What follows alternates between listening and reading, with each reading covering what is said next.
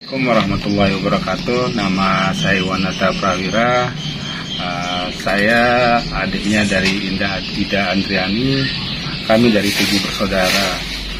Jadi Kak Ida ini paling besar, baru Sopan, Kak Sopan, terus Kak Indra, saya, dan adik saya Ari Widya Kristianti dan Lia Sintia Kaisal Pinia. Jadi kami di sini keluarga mengharapkan untuk Kak Ida bisa datang ke Lombok.